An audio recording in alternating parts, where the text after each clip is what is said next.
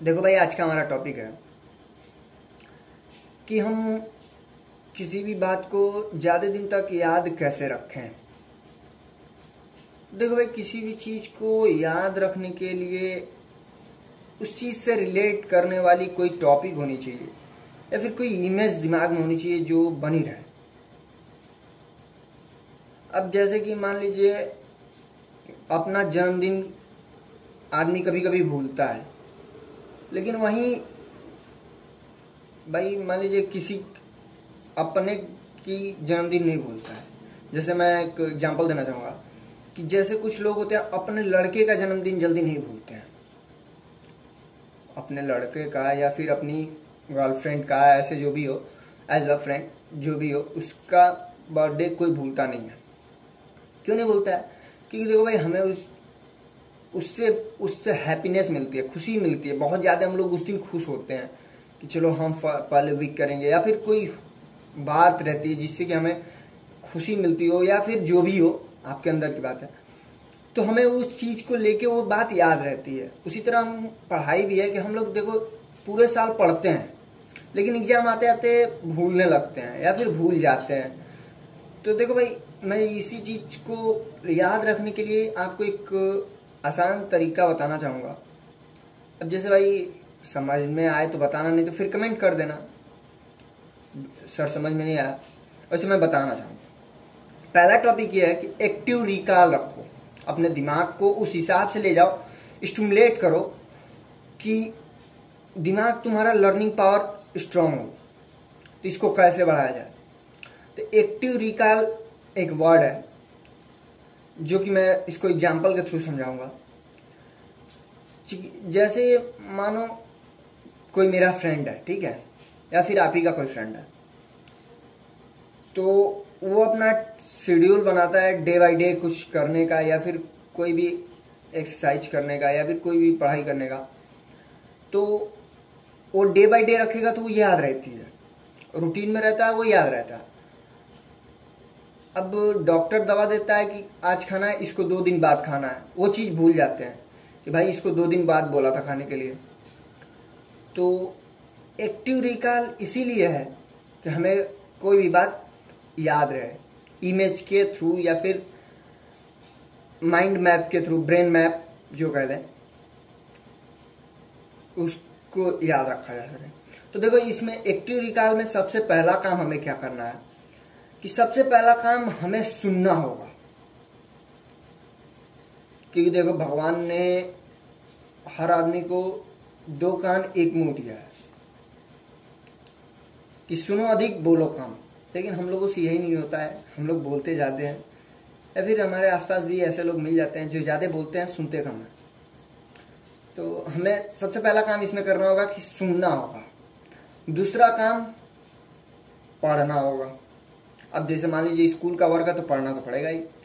पहले हम क्लास में जाएंगे, उस चीज को समझाया जाएगा, हम पहले उसे सुनेंगे। दूसरा बात, उसको अच्छे से पढ़ेंगे घर पे आके, या फिर आप जहाँ हॉस्टल में रहते हो, रूम पे हो, यहाँ भी हो, वहां पे आपको पढ़ना होगा। फिर आप उसके बाद उसको खुद से क्वेश्चनिंग कीजिए या फिर टेस्टिंग कीजिए कि मुझे क्या क्या पॉइंट इसमें याद रह गया है। और इसमें दूसरा है कि आप इमेजिनेशन कीजिए। जैसे कि इमेजिनेशन सबसे नहीं होता, लेकिन कोशिश करना चाहिए। जैसे मैं मान लीजिए इतिहास, हिस्ट्रिकल कोई चैप्टर है, अकबर बाबर जो भी हो, किसी राजा के हिसाब पे है, या फिर मेसोपोटामिया की सभ्यता है, जो भी हो, तो इन सब चीजों को याद रखने के लिए हमें उसकी इमेजिनेशन करना चाहिए कि उस वक्त में अगर हम होते तो हम क्या करते, हमारे साथ ऐसा होता। तो हम इमेजिनेशन करें कि मान लीजिए हम उस समय में चले गए, तो हमें वो चीज याद रहेगी कि हमने ये इमेजिनेशन किया था, ये पढ़ाया गया था, ये समझे थे हम। तो देखो भाई, उसके बाद से उसको खुद से एक्सप्लेन करो, रिकॉल ऑफ माइंड। या फिर आप, मेरी इंग्लिश थोड़ा वीक है मैं मानता हूं, देखो भाई, खुद से उसको क्वेश्चनिंग करोगे या फिर खुद से उसको समझोगे या खुद से एक्सप्लेन करोगे, खुद को समझाओगे उसी चीज को, तो वो ज्यादा दिन तक लर्न रहता है। ठीक है, तो इसको इसी तरह किया जा सकता है, ठीक है। और दूसरा चीज है स्पेस लर्निंग, ठीक है। अब ये नासा वाला स्पेस नहीं, दूरी वाली होगी, ठीक है। तो देखो भाई, स्पेस लर्निंग में क्या करना होता है। स्पेस लर्निंग में हमें सबसे पहले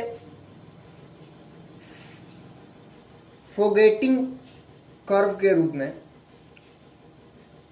अपने को तैयार करना होता है। अब ये पूछेंगे आप होता क्या है, तो देखो भाई, फोगेटिंग कर्व जो होता है ये होता है कि हम किसी चीज को, जैसे मान लीजिए हमें कोई क्वेश्चन याद करना है जो बहुत दिनों से हमें याद नहीं हो रहा, तो उस क्वेश्चन को क्या कीजिए कि आप आज एक बार पढ़ लीजिए, फिर उसको कल उस चीज को पढ़िए मत, उसको अपने दिमाग से एक्सप्लेन कीजिए। उसके बाद से कॉपी उठाइए, फिर मिलाइए किस किस पॉइंट पे आपने गड़बड़ी की, उस पॉइंट को फिर से एक बार उसको पढ़ लीजिए, रिवीजन कर लीजिए। अब फास्ट कर लेंगे, फिर उसको 2 दिन बाद एक्सप्लेन कीजिए। ऐसे अपने बीच बीच का जो अपने आप से एक्सप्लेन करने की टाइमिंग है उसको धीरे धीरे डिस्टेंस, मतलब उसको बढ़ाते जाइए। जैसे मान लीजिए आज पढ़े तो कल उसको एक्सप्लेन किए, फिर कल जब एक्सप्लेन किए तो 2 दिन मतलब गैप देके तीसरे दिन उसी को अपने आप से एक्सप्लेन कीजिए।